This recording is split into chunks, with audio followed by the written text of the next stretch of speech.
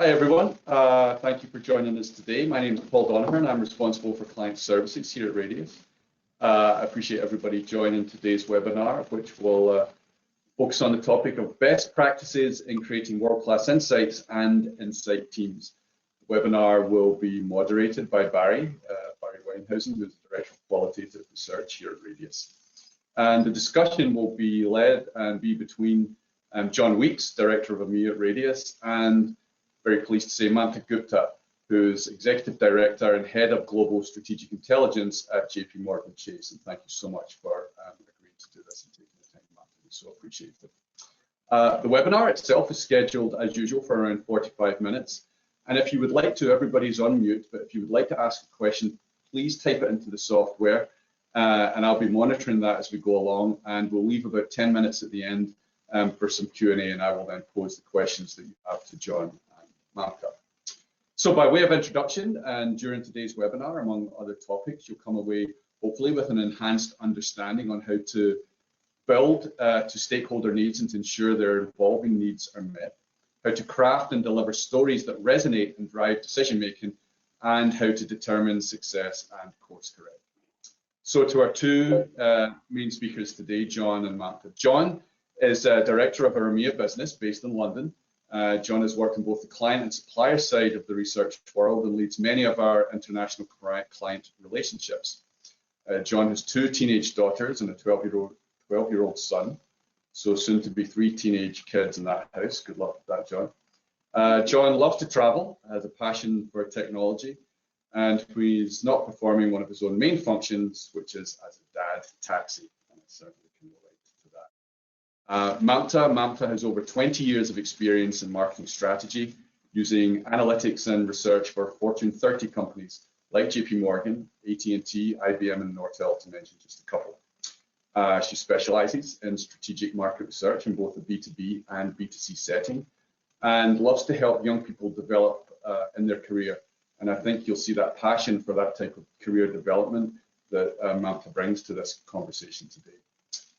When she's not working, Mamta enjoys travel, hiking, and yoga, amongst other hobbies. So with that brief introduction, I will ask Barry to take it from here. Barry. Thanks, Paul. Welcome all to our moderated discussion today. So we're going to dive right on in, and I'm going to start with you, Mamta. To get us started, if you would, tell us all a bit about the research that you tend to conduct. Tell me a little bit about the types of projects that you and your team work on, and anything related to the projects that you're working on. Great. First of all, thank you, Barry, for having me on your webinar. So my team manages a variety of strategic projects. So we work with many key stakeholders around the world. We do tracking study, we do benchmarking studies, we do specific audience research or new product development, and also qualitative studies, interviews and focus groups. So it's spread out the whole gamut of market research and insights. Our approach generally is to test and learn. So we would do a study, we'll have some more probing questions, we'll go after them. And so it's like constantly evolving studies. Fantastic, thank you.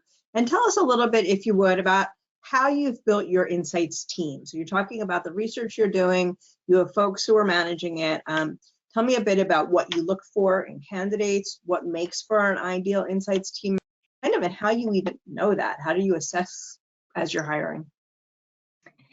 Excellent question. And we know that we are only as good as our teams.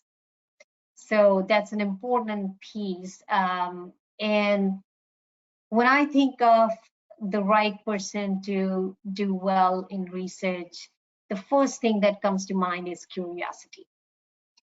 Asking questions and drilling into the data to find answers, ability to connect the dots, detail orientation, and it's very important to have analytical mind.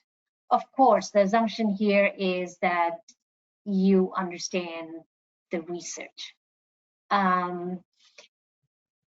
Actually, it is interesting. My family laughs at me because I'll watch 2-hour movie on Frida Kahlo and spend 3 hours researching after that. So it's part of, you know, being curious and trying to get to the answer. I always say that that's the one thing you cannot teach. It's either there or not there. Yes, very true, very true. We do many presentations to senior leaders, so it's very important for me to have a team member who has executive presence, that emotional intelligence that is required, sharing relevant information, knowledge, not the data dump. A clear and concise way of expressing and telling a story, going into, so what? What are the implications? What do we need to do with this information? And ability to prioritize actions for the stakeholders. So that these are the 5 things that you need to do or we need to do for your organization, but these 3 we would prioritize. Ability to distill to that level is important. I also look for big company experience, because JPMorgan is a size of a small country. We are bigger than Iceland population. So finding your way into the firm is critical. So that's another thing. And of course, the B2B research experience is another thing that I look for. And I think you bring up such a good point about the size of your company, because I imagine for somebody who's running a boutique shop, it's going to be very different. And then it's also looking for those skills that align with that environment. So either way, it comes into play. Fantastic. John, tell me a little bit, if you would, about what you see as the areas of focus that are most important for a good insights team member. Think about some of the skill sets that they should bring to the table to ensure that they're adding value to the team. What would you prioritize? Of course. I think fundamental is proactivity, the willingness to work towards have a level of independence, obviously working within a team, but to make sure that they're pushing themselves and asking what more they can do. That's kind of useful and it really kind of works well in a team mindset. I think building on something that Mamta said, and again, in that team mindset, the willingness to ask questions and to challenge and to probe and to push against the status quo just because we've always done it one way doesn't mean it always has to be so. So having that as a strength is really, really helpful to have that in the team. I think, again, when we're talking about information, we're talking about insights. I think the modern way that we're doing that now is storytelling. That's an absolute central tenet of who we talk to. We no longer just talk to researchers, so we have to make sure that the narratives we're building around the insights and how we're showcasing that information to the client teams are so diverse. They may have more or less experience of insights and research, so it's important to kind of run with that. And I think the last one I would add to that is we have to have an end goal in mind. We have to work towards a solution. Clients like Mamta come to us with challenges that their business is facing, so how we work with those, how we build a solution, how we acclimatize that with Mamta and her team, and then the broader stakeholder teams is kind of fundamental to it as well. You know, this all makes great sense and aligns with a lot of my thoughts being in the insights industry for as long as I have. But my question, and jump in either of you, how do you know? How do you assess this? How can you tell if somebody has these skill sets, qualities in an interview or as you're first getting to know them? Are there certain questions you ask that are particularly informative and give you some of those insights, or is there some other way that you're assessing? I know, I mean, lately I've started giving a case study. It's not like you need to resolve the case during interview process, but I I want to understand their thought process. How do they look at a problem? How do they process it? How do they ask questions? And by design, I would leave some information so that they ask for it. Yeah, so you have questions in mind that they should be asking. Yeah. Yeah. So Perfect. and you know, really, it's a mixture of soft skill and hard skills. So you want to understand how they listen, how they talk, how they communicate, how curious they are. Just, you know, those are, and checking reference, that always helps. Yeah, for sure. Okay, and Mamta, tell me a little bit more, if you would, in terms of what's involved and how you approach making sure that your internal stakeholders' needs are being met. So what would you say are the keys to success when setting up a team that's going to ultimately be working in tandem with and adding value to your organization, and how the appetite exists today and how they want to consume insights? How do you kind of align those? Yeah, I think that's a mixture of soft skills and also organization. So understanding, first of all, your stakeholders' organization. What is their mandate? What do they want to do? It's very important. And while good communication skills are great, good listening skills are even more important. Can you listen? Can you ask? Can you probe? Those are just very important to be a successful insights person. So to fully understand what is the objective of the research, what do we want to do, what is your timeline, what is your budget, who has information, ability to probe on that. So that's part of the soft skill, but organization. So a few years ago, we came up with the engagement form. So engagement form has all those questions outlined. And so we jointly fill it out with the stakeholder, because that make them think, and sometimes they would say, I don't know, let me ask a few more people and we'll come back. So those kinds of things happen. And that's so engagement forms, and we also do the vision deck. Once we understand the objective of the stakeholder, we create a vision deck that is shared back with the stakeholders and their team, so that everybody's on the same page. That I find very useful. We talk about, this is your responsibility, this is our responsibility, this is the timeline, this is the cost, and so on. It is very helpful, I found. Great. And John, continuing on this theme around internal needs, how does a manager of a world-class insights team assess how needs are evolving over time? And what advice do you have to ensure that managers keep up to speed with internal needs as they evolve and become more sophisticated?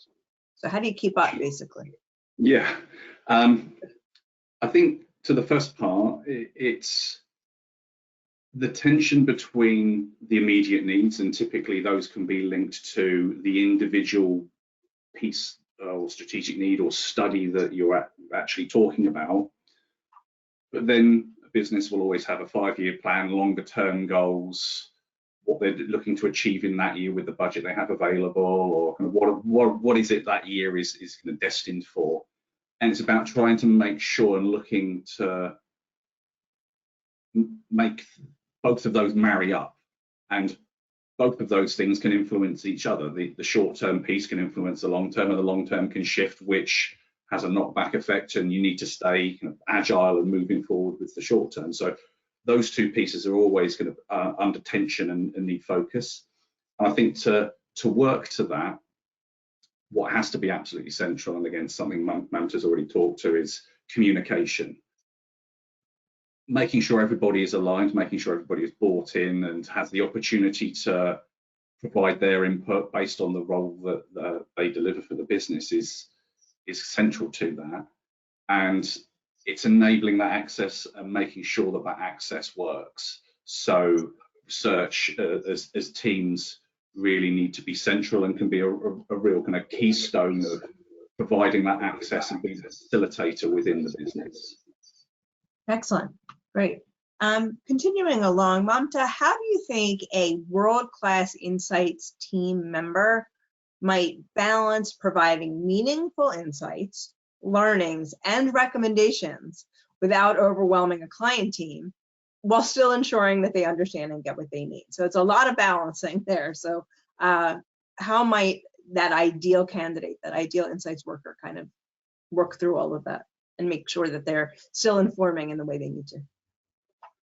This is a tricky piece. So when we are doing a project, generally we have so much information, and it is very important to understand the stakeholders' style of consuming information.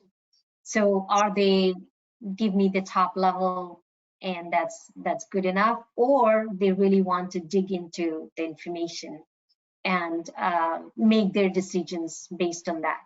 So I remember back in AT&T, we had within the same organization, there were people who really want to ask every question, want to see data in every form, and then there are executives. So we actually did 2 decks. One was the executive consumption, and then everything else. So understanding how they work, what they want to look into, but it does not need to be a data dump. It needs to be meaningful insights that can help the decision maker or stakeholders find their way around the problem that they started to seek.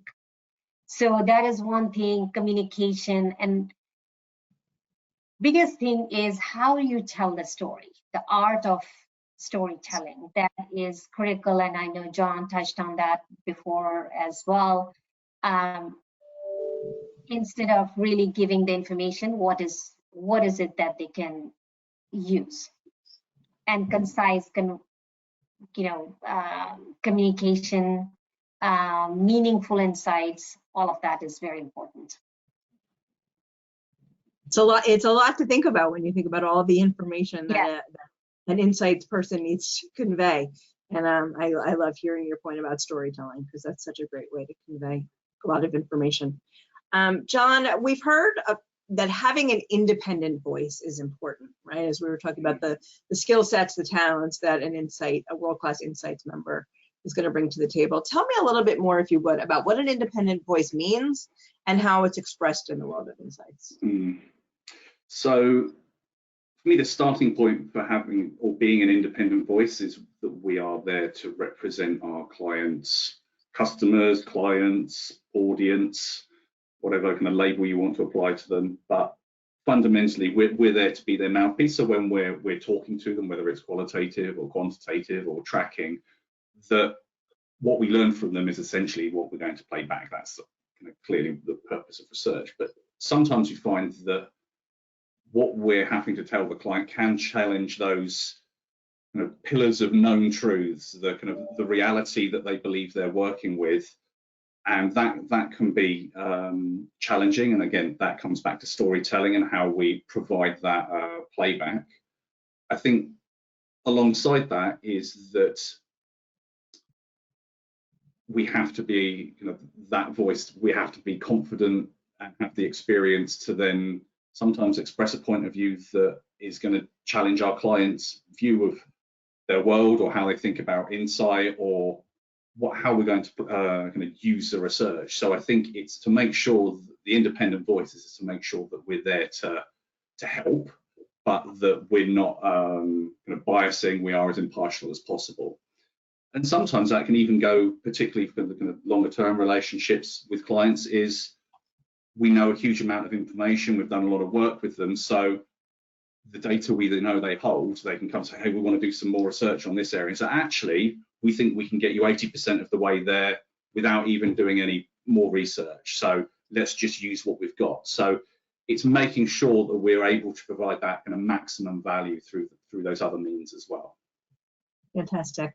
So, we've talked quite a bit about that world-class team of insights professionals, but kind of the rest of the story relates to having the right partners to work with, you know, and that being a key element of success.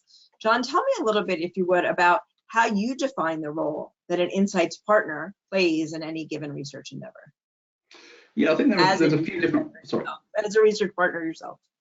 Yeah, I mean, I think there's a few different facets that I look to when we're working with clients that I think are fundamental to deliver that and to be as strong as we can. I think broadly speaking, it's making sure when we're looking at work that sure we're going to collect some data, but is kind of what other sources can we use that are independent? What other views can we bring in? So it's kind of a collective of information. I think that's kind of a valuable trait that we should always be looking beyond the end of our own noses at kind of what other information exists.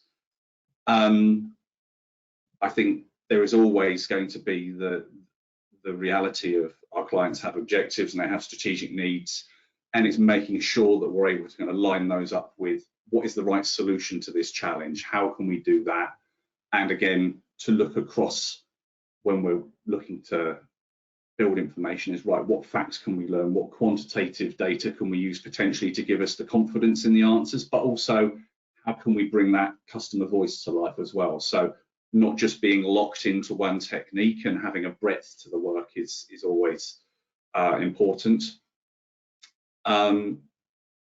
We have to look beyond our own walls as well. I think that so many things are going on in the world that are changing and shifting, and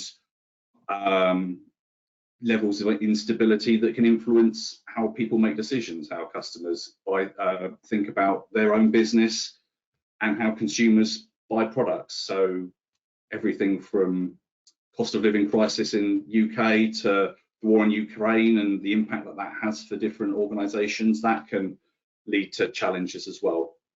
So it's a lot of all of those things. I think it's also broader insight experience as well. So what I really like is the ability to be able to work with a broad set of clients means the challenges I've seen for one client can also apply to another client. So bringing lessons in across different categories can be valuable too.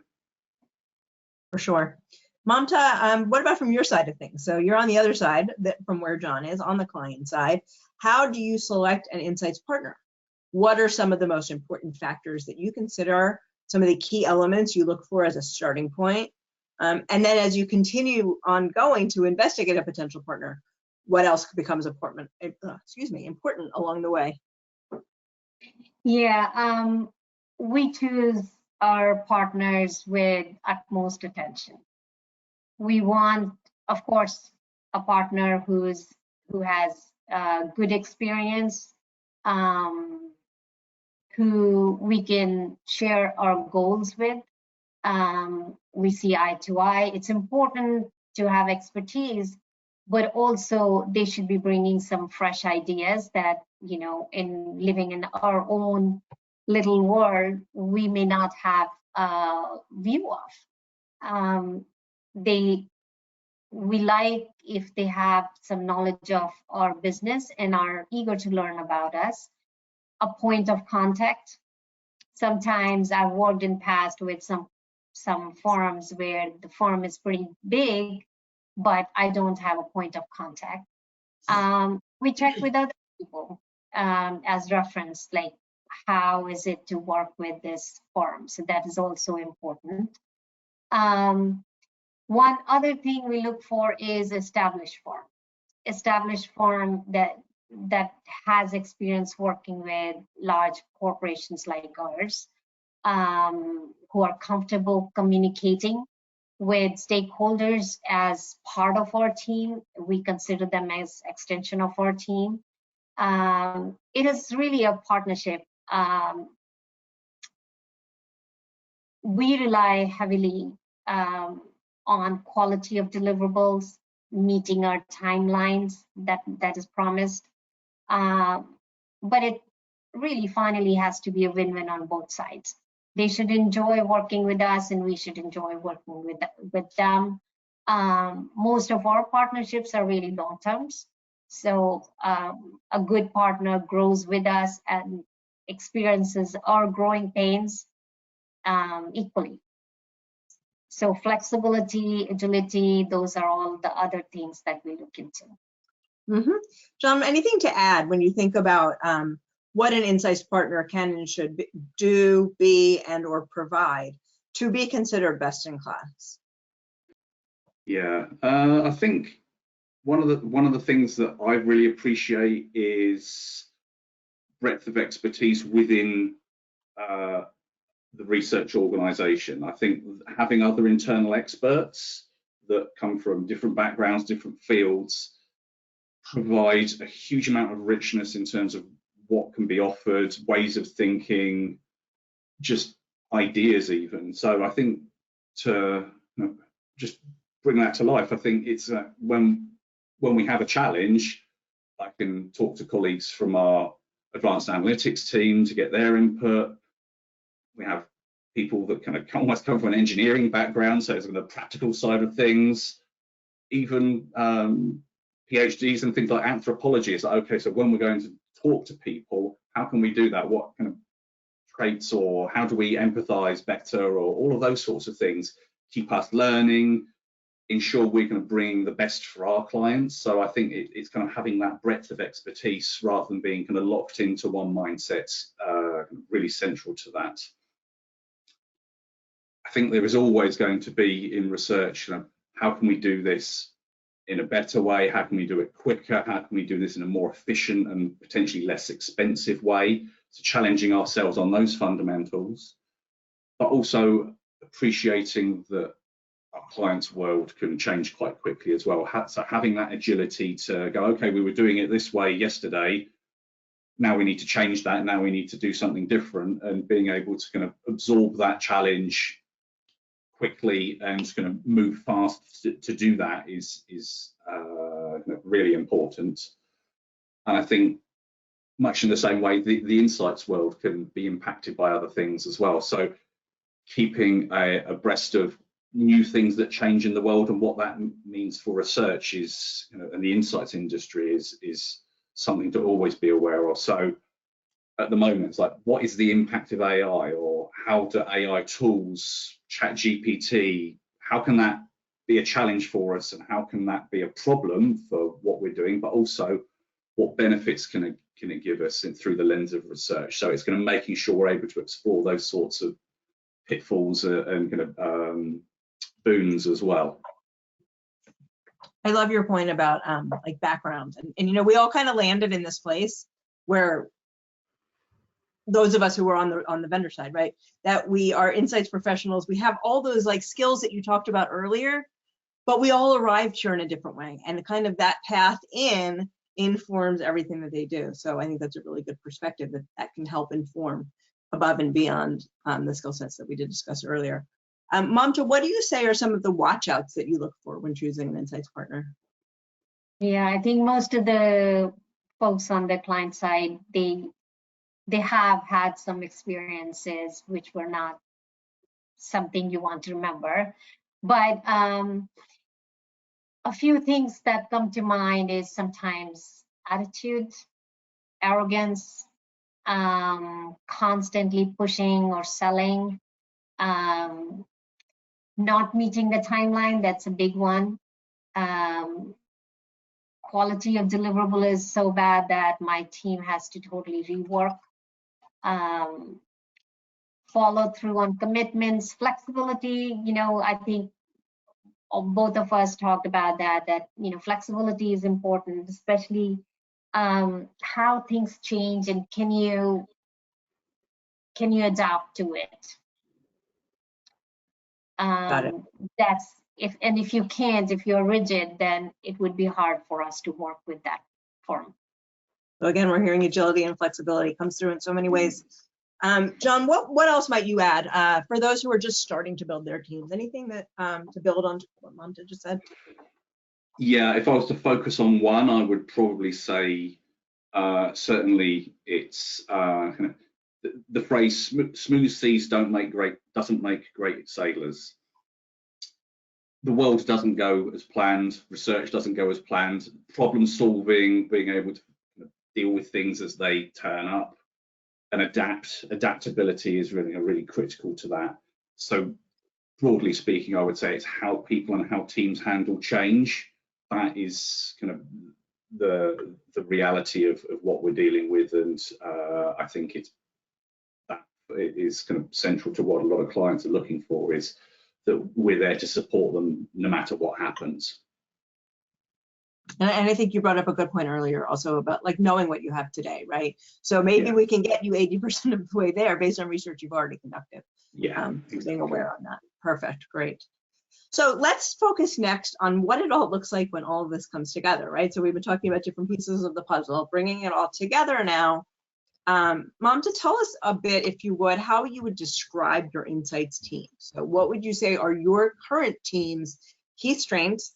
How do these strengths come to bear in a research initiative? So we've kind of outlined what it takes to get on your team. So now that they're on your team, what does that look like? Yeah, so my team is global. People are on different continents, and everyone is driven. They want to do the best possible job. It is quite diverse. The time zones are there that we deal with. A few are long timers, a few are newer, but they have good understanding of business. They have strong analytical skills and project management skills. That's also very important. We are constantly learning. That's something we have in our team. In our team as a team, we are having trainings. We are learning new tools. We are learning from each other. I constantly learn with people on my team. We have distributed strengths. Some are stronger on the quant side, some are stronger on the qualitative side. We also have, strong cross training within the team. So each team member is an owner for a few projects, but they are also consultant for another. Each person has assigned stakeholders or a group that they are supporting. I also like to make sure that everybody gets fair credit, whether they are leading the project or they are supporting. So support is equally important as the lead. They get visibility through their work. They present their own work, which of course, if needed, there is some feedback session. We challenge them for highest quality work. And for every deliverable, it is important to have second pair of eyes. If I have done, somebody else is going to check something. If they have done, they would ask someone else to check. So quality and delivery is very important, and consultation in a right way, listening well, communicating best. We are also actually very fortunate to have really the best stakeholders. We get attention and time as needed. They appreciate our help, our partnership, and basically this whole chain of research partner, our team, and stakeholders, the end results needs to be better business results. So if you would continue, and let's talk about that other component, which is the partner side of things. So you just described kind of what your team brings to the table. Tell me how you would describe your insights partners. What would you say are your partners' key strengths? How do those strengths come to bear in a research initiative? Kind of what does that look like, having the partners that you do, and how do they work with your teams? Yeah, I actually feel very good about our current partners, and Radius is one of them. We work with many. Generally, the partners that we have, they are great. They're easy to reach out to. We feel that we have had some issues with data. We felt that, the teams jumped up and helped on how we had to correct the situation. We have good data utilization, data organization. So, partners are truly our extended team. We work together and we both look good if we accomplish what we set out to accomplish. Fantastic. And just to highlight one of those examples, just because we have the two of you here together, John, if you would, maybe tell us a little bit about one of the projects that you've worked on with Mamta and kind of what that looked like, how that came to life, everything that Mamta is describing now, how the partner comes into play, how the insights team comes into play, and how it all works together to deliver successful insights. Just to kind of quickly describe the work, the primary piece that we work with Mamta and her team on is year-round brand tracking. So we're kind of working constantly with Mamta's team, literally every week, to deliver that. It's a quarterly reporting schedule. It's a global study, so I think we've got 17 or 18 different markets, but obviously we'll think about those in a regional sense. And interviewing, I think, on around about 5,500 people per year that are senior business decision makers, so kind of quite senior audiences. It's primarily a quantitative study. We've had some qualitative elements earlier on, but yeah, it's brand tracking at its core. In terms of what value we're delivering or how it works, I would say for me there's kind of three central elements to that. I think from the fundamental practical point of view, it's making sure we're delivering a really robust study, it's consistent, it's timely, it's reaching the stakeholders when they need it, and that it's providing that central point of data that they can trust and therefore take decisions from. That's what it's there for. I think to touch on some of those other elements, from an insights perspective, it's making sure that the reporting is right sized, that it's as concise as it needs to be, it's expansive where it needs to be, but fundamentally it's as to the point and as deliverable as it possibly can be, and it's getting those key facts in the hands of the decision makers and the teams, and that it is, coming back to storytelling, that it's easily digestible. Yeah. And I think the last pillar I would put to this is around activation, because what use is insight if nobody's using it? So I think for us, it's making sure that whether that's how we're presenting that information or how we're running workshops back, and we have run workshops with Mamta and her stakeholders, with those critical teams, it's how we support them on understanding that information and then getting them in a place where they can work through those kind of short-term and long-term decisions to use the data. Okay, and as we start to wrap up, you guys have been wonderful, thank you, but we are down to our final minute. So Mamta, and as we wrap up, tell us, if you would, at the end of the day, what are the key indicators of success to look for in an insights team candidate, and how does all of this come together to manifest itself into a successful initiative? In other words, what does success look like? I think two things. One, activation of study is very, very important, and this is a unique value proposition from Radius to do workshops. It really helps people to really internalize it, internalize the information. But at the end of it, like, if the key determinants of successful partnership and delivery is really, is it being used? What are they doing with it? If nobody is doing anything with it, then we are just running on the treadmill with no distance. So those are the important things, and they should come back to us and ask for more. Coming back to show the impact, this is what we did based on the information you shared. Fantastic. So future requests is a sign of success. Fantastic. I want to thank you both so much for sharing your thoughts and perspectives on this world-class insights team and partnership. And I'm going to turn this back over to Paul for Q&A. Thank you, Barry. Lots of questions, folks, and I know we have 5 minutes or so, so I'll get through as many as I can. Thank you for everybody for sending your questions. I'm going to combine a couple of them, as I always do, that I think are similar. One that came through fairly early on as you were discussing hiring and team, Mamta, was around subject matter expertise, such as in your world, financial services expertise or B2B, whatever it might be, or more general research expertise.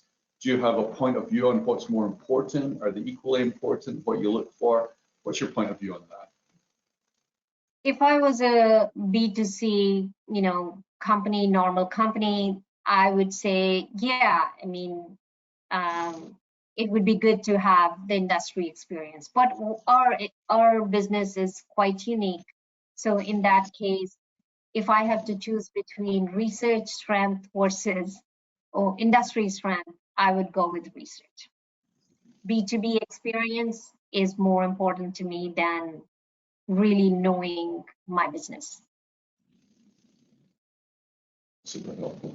I'm just going to stick with Mamta for a second, John, if you don't mind. This was obviously specific to you, Mamta, and we've got a couple of questions around team organizational structure and what you might be able to share in that. Are there key roles that you see in the structure? But even more importantly, I think how they're aligned to support the business. A couple of people asked questions around that. Anything that you would say to that in terms of best practices? Yeah, I try to look for ease of communication. So if there is a person in Europe and we have regional support required, that person would be the best person to support that organization. But sometimes it is knowledge that is, but it's kind of a matrix sort of thing within my team. They would work with the region and maybe a product and whatever makes sense in the most efficient way. I know I've not been very specific, but I think the time is short to go into detail with that. No, understood. That was helpful in and of itself. A number of people have asked, some positioned it in how do you get a seat at the table with the C-suite. Some have asked it in the terms of a question about how to be more proactive as opposed to getting reactive requests from an organization. Maybe I'll pose this one in this way. How do you make sure that your organization is being as proactive as it can be and get the seat at the table that we all know that Insights deserves? Yeah, it's a lot of it is understanding. One of the feedback I got a long time ago was she knows when to reach out and she knows when to not reach out. So you have to respect their time, Yes. and they are spread too thin. So I don't want to meet with them just for the heck of it. If there is something important, what's the best way? Can I send an email? Can I just ping? Can I, do I need to set up a meeting for interaction? So being in tune with their world is also important. If I see some article that is relevant for their business, I'll send it to them. Just kind of building a relationship in a way that they find value in you instead of time consumption. Makes perfect sense. Maybe I'll try and sneak one last one in here. Because a couple of people asked about storytelling. You mentioned storytelling is key for you. Is there anything that let's choose this one. Is there anything that you could recommend on how to develop that internally? Any best practices that you've found around how to push storytelling so that it makes you more effective? Anything that you've used or seen that you found particularly helpful? Yeah, a few things. One is, really telling it as a story. What is the background? What was the hypothesis? What did we do to find our answers? To support or refute that hypothesis? How did we go about it? And just telling in a simple way, it's not about showcasing how sophisticated techniques we used. That's not important. What is important is what was your question and how did we find the answers to that? And there are, I think, online and even Harvard review. There are several articles and webinars to learn that as well. Yeah, I mean, it still resonates, you know, insights as a tool doesn't really matter. The advanced analytics technique and getting into that, it's what did that produce and how can your organization use it? Well, look, we've kind of run out of time here. Apologies if I didn't get to your question. Thank you for posing them, everybody, and thank you for your interest in this webinar. And of course, mostly Barry and John, thank you, but Mamta, thank you for your time today. Appreciate it. Thank you for having me. You're very welcome. That's us for today, folks. We will have a further webinar in Q4, which we will send out some information on at a later date. Hope everybody enjoys the rest. Bye-bye. Thank you. Bye.